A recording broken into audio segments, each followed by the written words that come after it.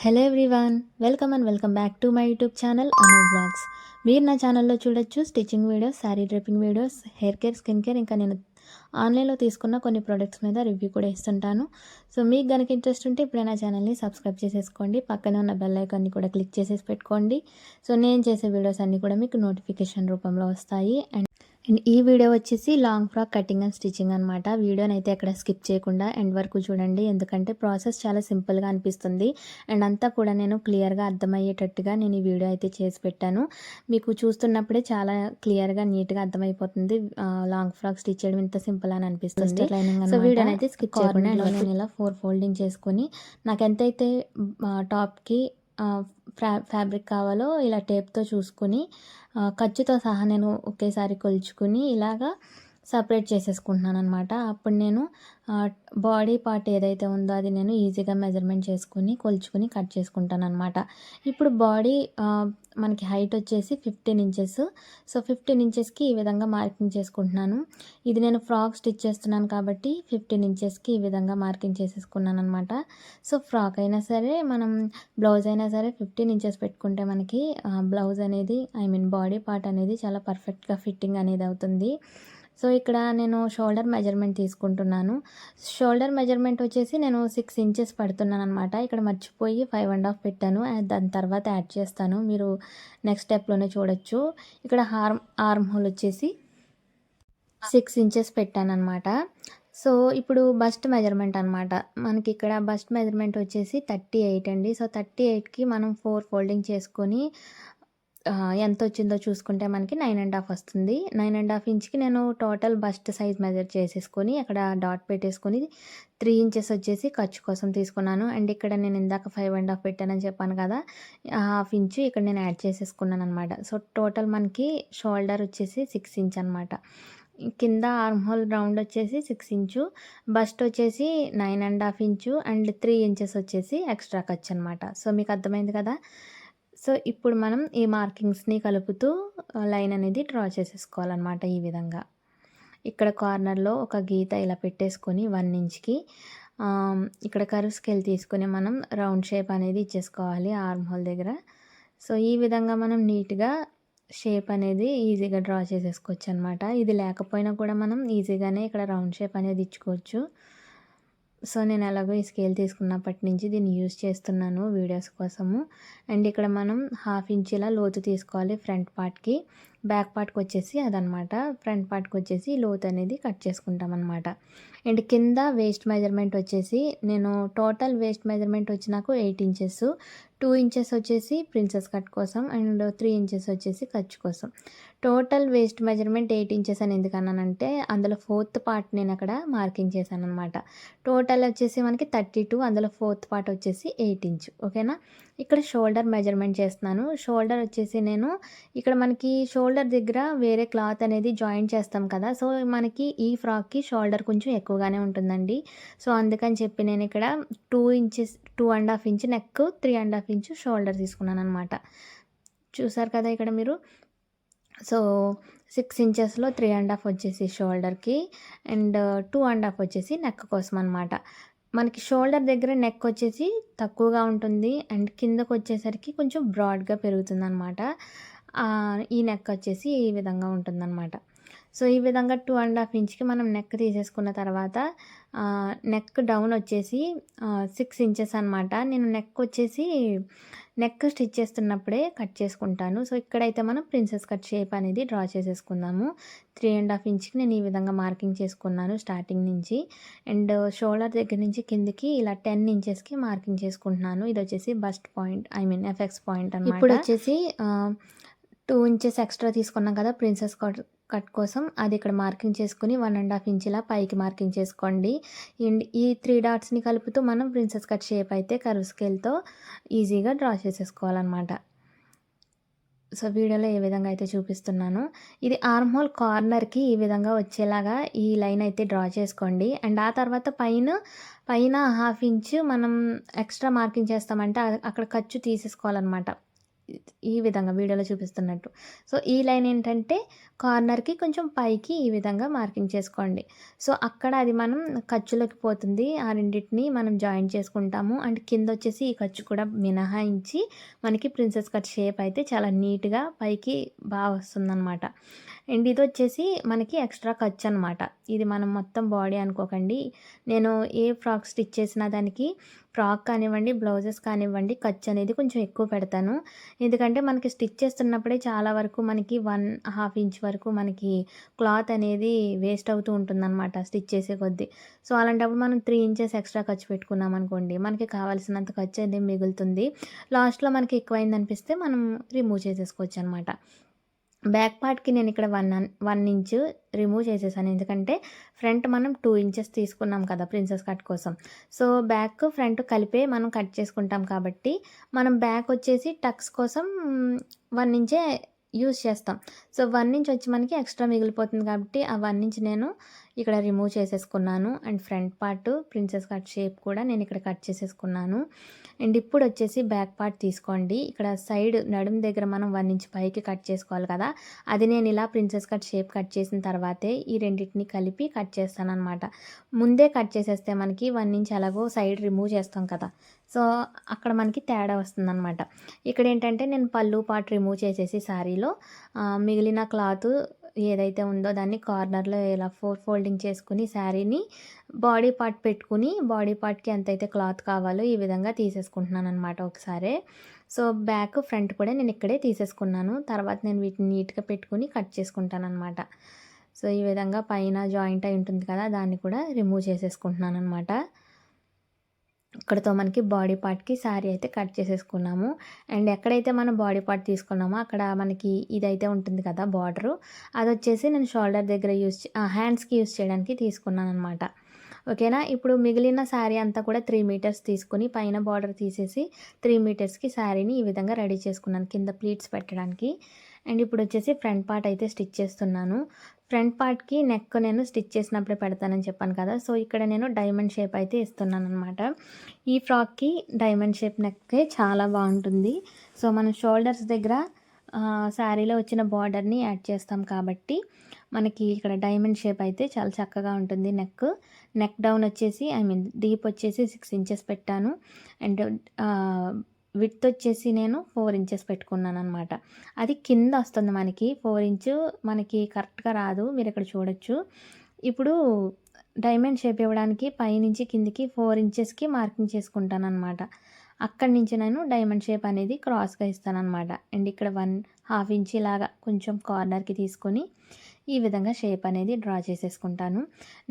మీకు నా మాటలు కన్‌ఫ్యూజింగ్‌గా అనిపించినా మీకు ఇక్కడ చూస్తే అర్థమైపోతుంది నేను ఎలా కట్ చేస్తున్నానని చెప్పి.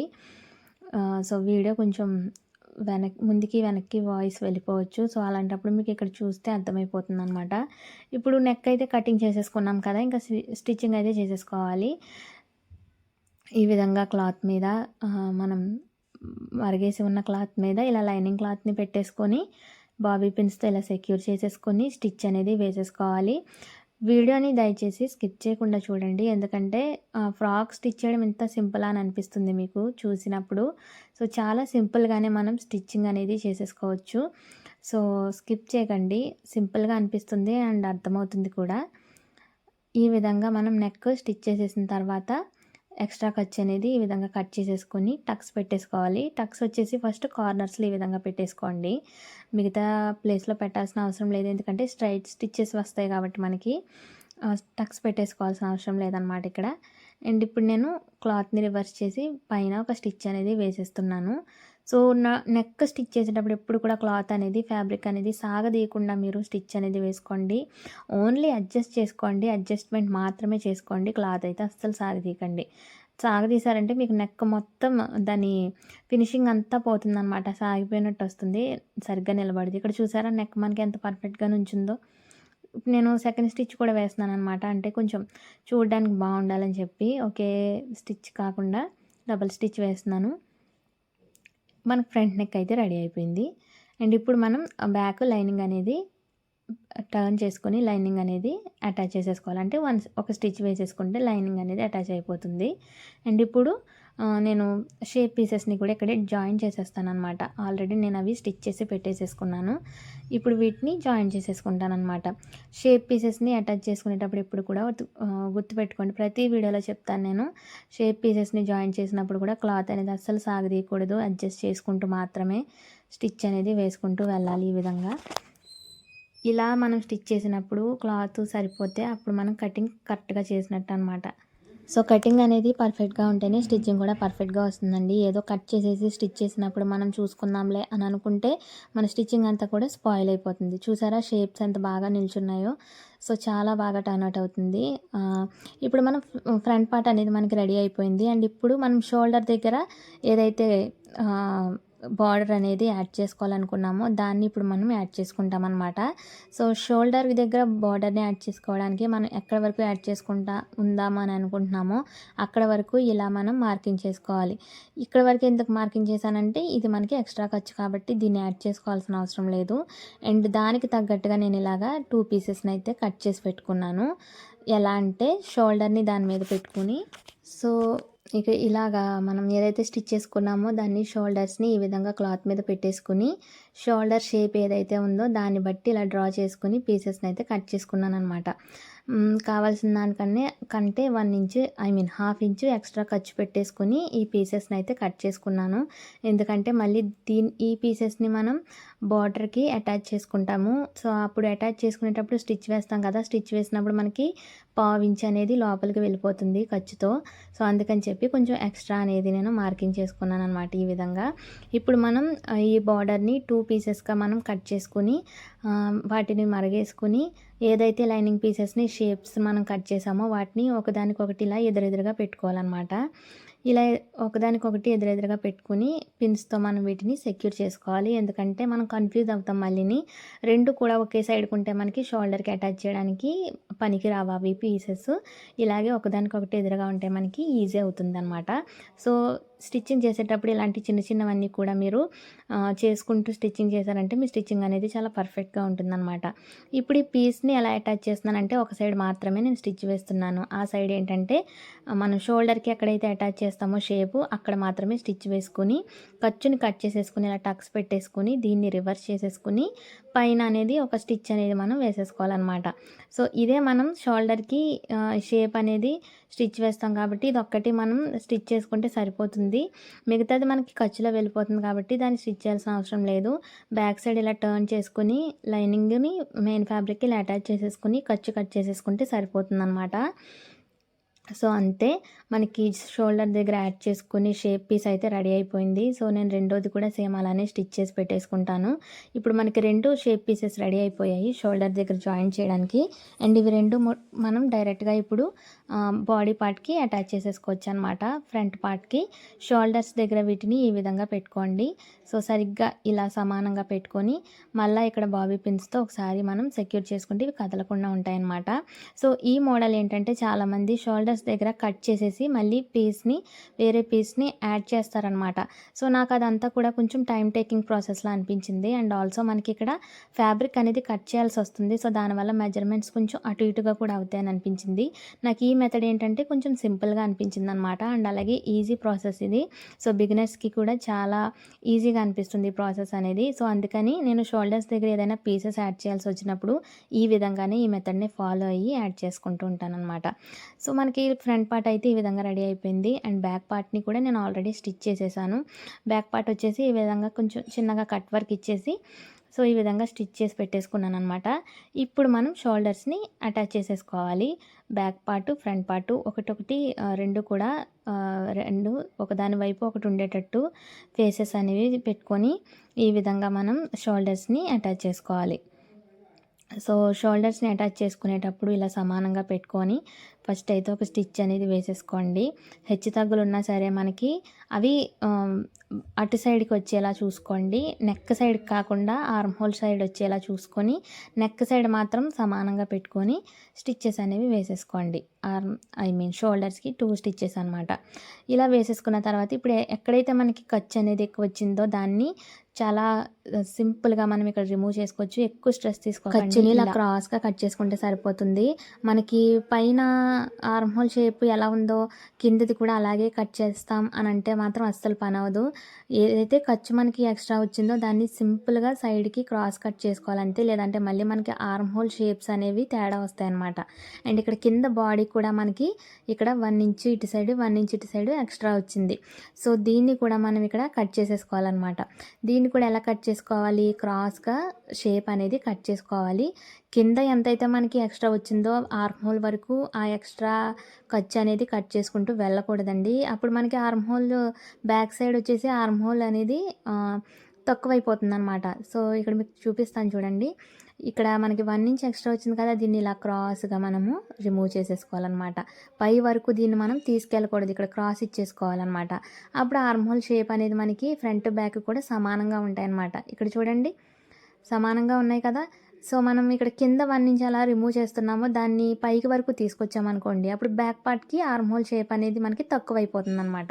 సో అలా కట్ చేయకుండా ఎప్పుడు కూడా మీరు ఖర్చులు ఎప్పుడు కూడా ఎక్స్ట్రా వచ్చినప్పుడు క్రాస్ అనేది తీసుకొని కట్ చేసేసుకోండి. సో మనకి అది ప్రాబ్లం అనేది క్లియర్ అయిపోతుంది అనమాట.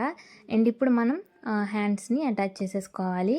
మనకి బాడీ పార్ట్ అయితే రెడీ అయిపోయింది. ఇప్పుడు నేను హ్యాండ్స్ని అనేది స్టిచ్ చేసుకుంటాను అనమాట.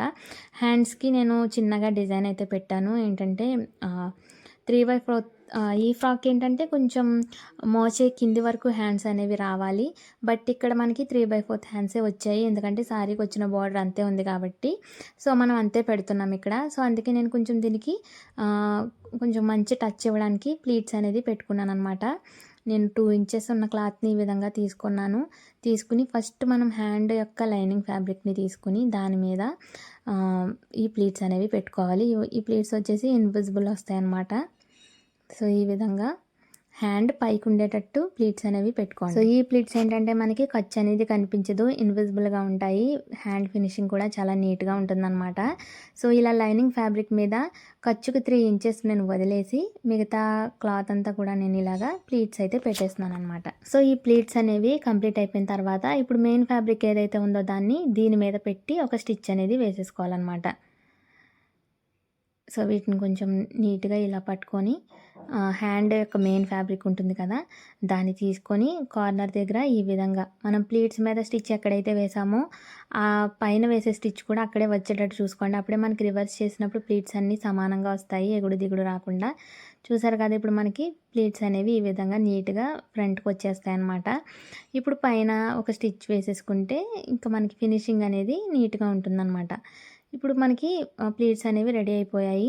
అండ్ బ్యాక్ ఫ్రంట్ కూడా చూడండి ఎంత నీట్గా ఉందో, ఇన్విజిబుల్గా ఉంటుందన్నమాట, ఖర్చు కనిపించకుండా. ఫినిషింగ్ చాలా బాగుంటుంది.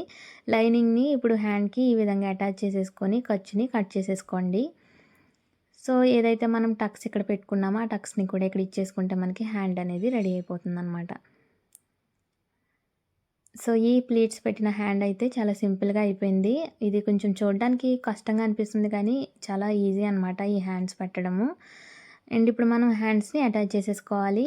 హ్యాండ్స్ని అటాచ్ చేసుకునేటప్పుడు ఏంటంటే మనం ఈ హ్యాండ్ ఎటు సైడ్ ఉందో చూసుకొని అండ్ ఇక్కడ సెంటర్ పాయింట్ దగ్గర పెట్టుకొని హ్యాండ్ మొత్తం సరిపోతుందో లేదో ముందుగానే చూసుకొని హ్యాండ్ అయితే ఈ విధంగా అటాచ్ చేసుకుంటాం. ఒకవేళ ఇలా చూసుకున్నప్పుడు మనకి హ్యాండ్ ఎక్కువ తక్కువ వచ్చినా సరే 1 ఇంచ్ మనకి తేడా వచ్చినప్పుడు మీరు 1 ఇంచ్ వదిలేసుకుని అటాచ్ చేసేసుకోవచ్చు. అలా కాకుండా మీకు 2 ఇంచెస్ కానీ హ్యాండ్ చిన్నగా వచ్చిందనుకోండి, అప్పుడు మీరు ఎక్స్ట్రా పీసెస్ని యాడ్ చేసుకోవాలి. హ్యాండ్కి అతుకులు అనేది వేసుకోవాలి. అలా వేసుకోకుండా మీరు డైరెక్ట్గా 2 ఇంచెసే కదా, 2 ఇంచెస్ ఎక్స్ట్రా ఖర్చే కదా అని అటాచ్ చేసేసారంటే మీకు ఫ్యూచర్లో మరి మీరు కుట్లు ఇప్పుకోవాల్సి వచ్చినప్పుడు అప్పుడు మీకు హ్యాండ్ దగ్గర ఫ్యాబ్రిక్ లేదనుకోండి, అప్పుడు ఆ బ్లౌజ్ అనేది వేస్ట్ అయిపోతుంది కదా. సో హ్యాండ్కి కూడా ఖర్చు అవసరము. సో ఖర్చు అనేది మీరు కంపల్సరీ ఇక్కడ అటాచ్ చేసుకోండి పీసెస్ అనేవి. అండ్ ఇప్పుడు మనం ఒక సైడ్ ఫ్రాక్ని అటాచ్ చేసేసుకోవాలన్నమాట. నేను 2 హ్యాండ్స్ని అటాచ్ చేసేసుకున్నాను. ఇప్పుడు బాడీని ఒక సైడ్ కలిపేసుకుంటున్నాను అనమాట. ఈ ఫ్రాక్ ఏంటంటే మనకి రెడీమేడ్ ఫ్రాక్స్ ఎలా అయితే వస్తాయో మనకి మొత్తం అంతా కూడా ఒకే క్లాత్ వచ్చేసి సైడ్ స్టిచెస్ వస్తాయి కదా! సైడే మనకి అక్కడ ఓపెన్ ఉంటుంది. ఫ్రాక్ అంతా కూడా కలిపేసి ఉంటుంది కదా! సో, ఆ విధంగా నేనిక్కడ స్టిచ్ చేయబోతున్నాను. అందుకని ఒక సైడ్ అయితే నేను ఫ్రాక్‌ని అటాచ్ చేసేసాను. ఆ స్టిచ్ పైనెందుకేసానంటే మనకి ఇన్విజిబుల్ స్టిచెస్ లాగా ఉండాలని చెప్పి ఖర్చు అనేది కనిపించకుండా ఆ విధంగా ఏసాననమాట. తర్వాత నేను రివర్స్ చేసినప్పుడు మెయిన్ స్టిచెస్ వేస్తాను కదా! అప్పుడు అది మీకు తెలుస్తుంది. అండ్ ఇప్పుడొచ్చేసి బాటమ్‌ని అటాచ్ చేస్తున్నాను. బాటమ్ కోసం శారీని 3 మీటర్స్ తీసుకున్నాం కదా! ఆ శారీని ఇక్కడ తీసుకోండి. తీసుకొని ఇక్కడ 2 ఇంచెస్ వదిలేసుకోండి ఖర్చు. 2 ఇంచెస్ వదిలేసి నేను 2 ఇంచెస్ ఎందుకు వదిలేస్తున్నానంటే మనం సైడ్ స్టిచెస్ వేసినప్పుడు మొత్తానికి అక్కడ ఖర్చు వదిలినట్టు కనిపించకూడదు. ఎందుకంటే 1 ఇంచ్‌కి మనం ఇక్కడ ప్లీట్ పెట్టాలి. అప్పుడు మనకి సైడ్ స్టిచెస్ వేసినప్పుడు అక్కడ మనకి నిండుగా కనిపిస్తుందనమాట ఫ్రాక్ అనేది. సో, ఇక్కడ 2 ఇంచెస్ నేను ఎక్స్ట్రా వదిలేసి ఖర్చు వదిలేసి మిగతా శారీ అంతా కూడా ఇలా 1 ఇంచ్ వచ్చేటట్టు ప్లీట్స్ అనేవి పెట్టుకుంటూ వెళ్తున్నాననమాట. శారీ మొత్తం కూడా ఈ విధంగా తీసుకోండి. ప్లీట్ సైజు ఒకే సైజు వచ్చేలాగా పెట్టుకోండి. నేను ఇక్కడ 4 ఇంచు ఒక్కొక్క ప్లీటు 4 ఇంచెస్ పెట్టుకుంటున్నాను. ప్లీట్ సైజ్ వచ్చేసి 1½ ఇంచు ఉండేలా పెట్టుకుంటున్నాను.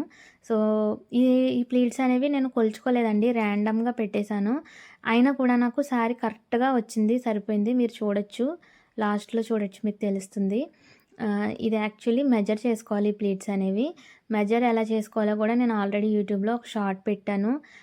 మన వేస్ట్‌కి ఆహ్, ఆహ్, వే వేస్ట్ కొలత ఎంతుందో అది చూసుకొని మనం బాటమ్ ప్లీట్స్ పెట్టేటప్పుడు ఒక్కొక్క ప్లీట్ సైజ్ ఎంత రావాలో అని చెప్పి అది నేను ఆల్రెడీ షార్ట్ చేసి పెట్టాను. ఆ మెథడ్ మీరు ఒకసారి చూడొచ్చు.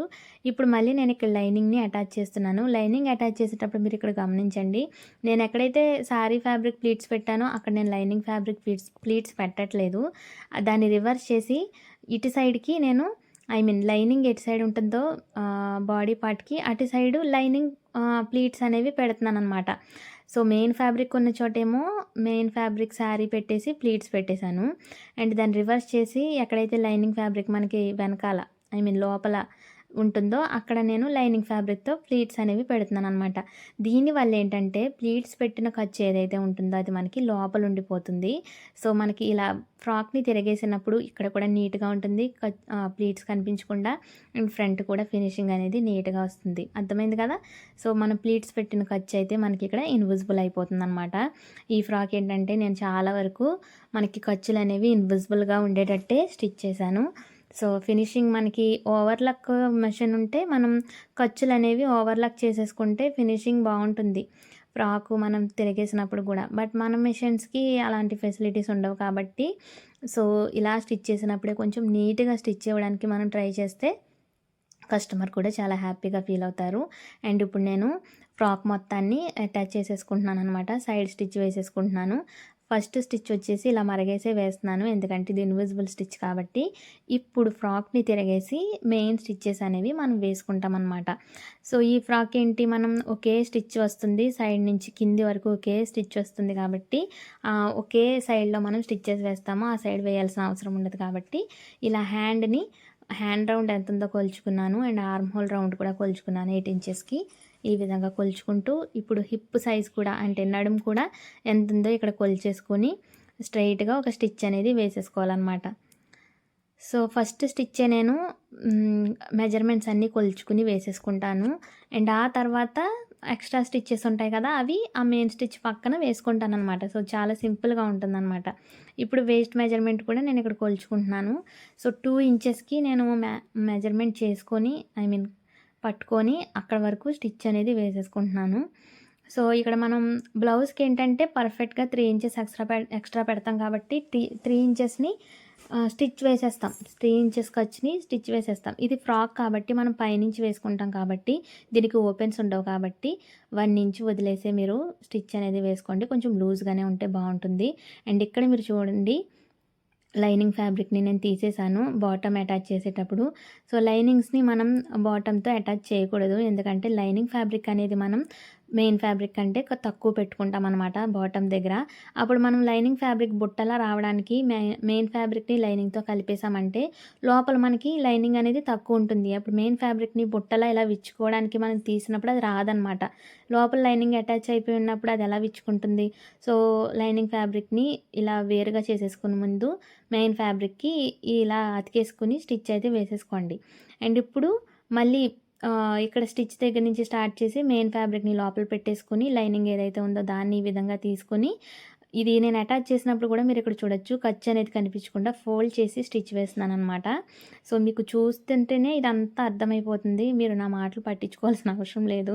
ఎందుకంటే వీడియో కంటే నా వాయిస్ ఓవర్ కొంచెం వెనక్కొస్తుంది కాబట్టి. ఇప్పుడు మెయిన్ స్టిచెస్‌ని వేసేసుకున్న తర్వాత ఎక్స్ట్రా స్టిచెస్‌ని కూడా నేను ఈ విధంగా వేసేసుకుంటున్నాను. అండ్ ఫస్ట్ మనం బాడీ పార్ట్‌ని అటాచ్ చేసుకున్నాం కదా! ఓకే. ఫస్ట్ అటాచ్ చేసుకున్నాం కదా! సో, అటు సైడ్ కూడా మనం మరి ఐ మీన్ మెయిన్ స్టిచెస్ వేసుకోవాలి కదా! సో, అవి కూడా నేను ఇక్కడ వేసేసుకుంటున్నాననమాట. ఇక్కడ మనం కింద బాటమ్‌కి వేయాల్సిన అవసరం లేదు. ఎందుకంటే బాటమ్ మొత్తం మనకి ఒకేసారి సైడ్ స్టిచెస్ వస్తాయి కాబట్టి మొత్తం కలిపి వచ్చేస్తుంది కాబట్టి బాటమ్‌కి వేయాల్సిన అవసరం ఉండదు. ఓన్లీ బాడీకి వేస్తే సరిపోతుంది. సో, ఇక్కడ నెక్ దగ్గర నేను జారిపోకుండా ఉండడానికి మనకి పిక్చర్‌లో అయితే బ్యాక్ నెక్ ఎలా పెట్టారో మనకి ఇవ్వలేదు. సో, నేనైతే ఇలా సింపుల్‌గా కొంచెం ఫైనల్ టచ్ అయితే ఇచ్చాను. కొంచెం ఎక్స్ట్రా బ్యూటీ కోసం అనమాట. సో, చాలా బాగా టర్న్ అవుట్ అయింది ఫ్రాక్ అయితే. నేను ఎక్స్‌పెక్ట్ చేసిన దానికంటే చాలా బాగా వచ్చింది. అండ్ కస్టమర్ కూడా వేసుకున్న తర్వాత చాలా బాగుందని చెప్పి నాకు ఫీడ్‌బ్యాక్ అయితే ఇవ్వడం జరిగింది. అండ్ ఐఎమ్ సో హ్యాపీ అనమాట.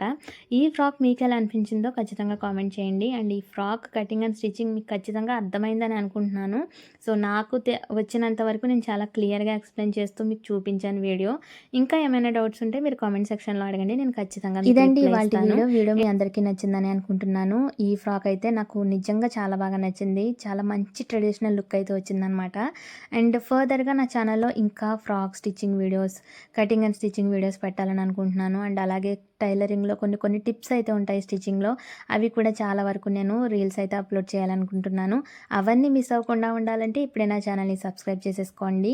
అండ్ మీ ఫ్యామిలీలో ఎవరైనా స్టిచ్చింగ్ ఇంట్రెస్ట్ ఉన్న వాళ్ళకి నా వీడియోస్‌ని అయితే షేర్ చేయండి. ఖచ్చితంగా ఎంతో కొంత హెల్ప్ చేసిన వాళ్ళు అవుతారు. So, see you all in my next video.